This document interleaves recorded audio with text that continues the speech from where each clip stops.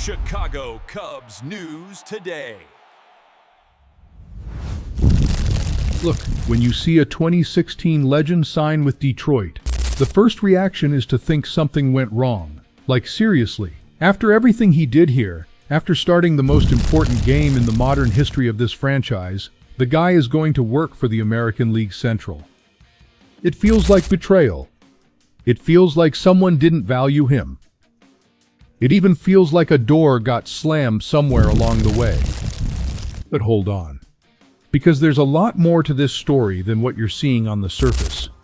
Have you ever stopped to think about what it really means to build an executive career in modern baseball? Because if you think it's just about showing up to the front office, sitting in an air-conditioned room, and giving your opinion on prospects, you're very mistaken, my friend. Kyle Hendricks has just accepted a role as a special assistant with the Detroit Tigers, focused on pitcher development.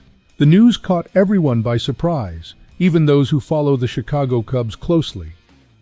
The professor spent 11 years in Chicago, posted a 3.68 career ERA, won the World Series in 2016, and started the legendary Game 7 against Cleveland. He is Wrigley Field. He is part of the identity of that rebuild that brought the title after 108 years. And I'll be honest, when I first read the news, I had that bitter taste in my mouth. Like, why Detroit? Why not come back home? But then Jed Hoyer came out publicly and made it clear. There was no conflict, no rejection, no closed door. He and Kyle Hendricks talked before the decision was made.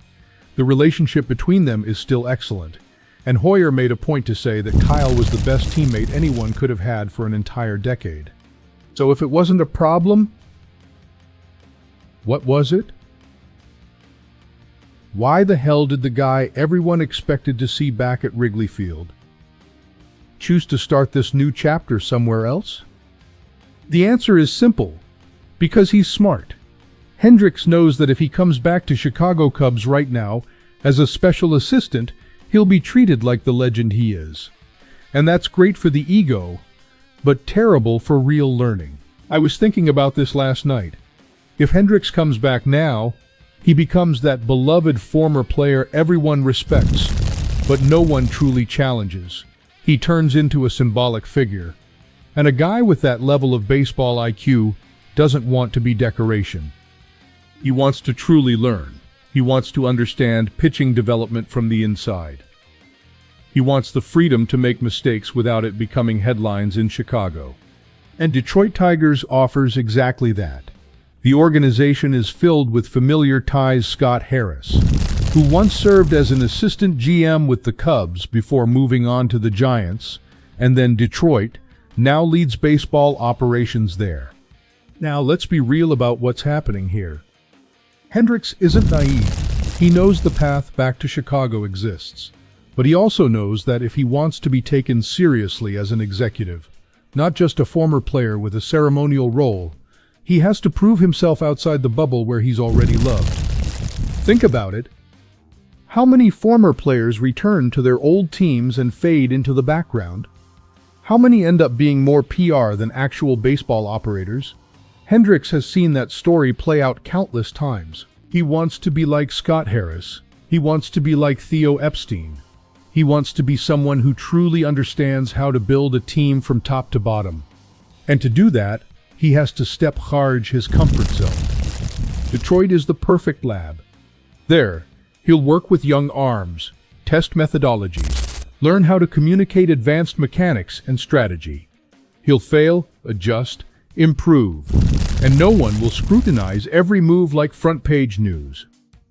When and I said when? Not if he returns to Chicago. He'll come back as a complete executive.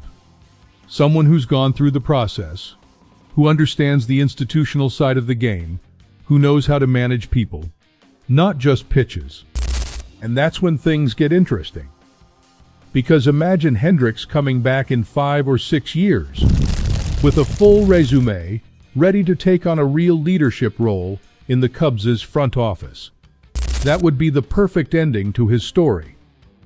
So no, Kyle Hendricks didn't turn his back on Chicago. He's just playing the long game. And if there's one thing the professor has always known how to do, it's think 3 steps ahead. The door at Wrigley Field is open. It always has been. But he chose to walk out now, so he can return through the front entrance later. And honestly, I respect that move. Now tell me in the comments, do you think Hendricks comes back to Chicago in the future?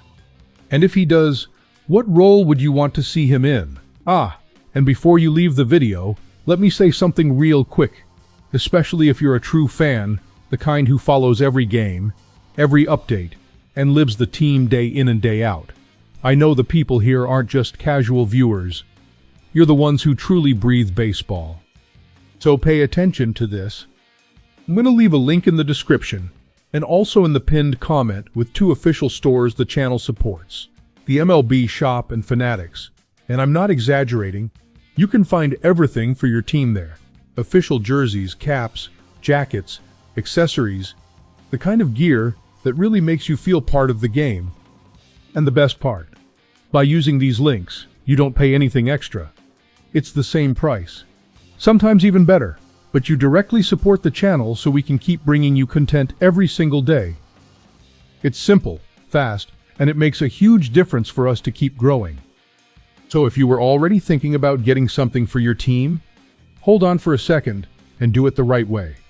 Go to the description now, click the link, check out the options, and see if there's something that fits your style. I'm sure you'll find it. See you in the next update.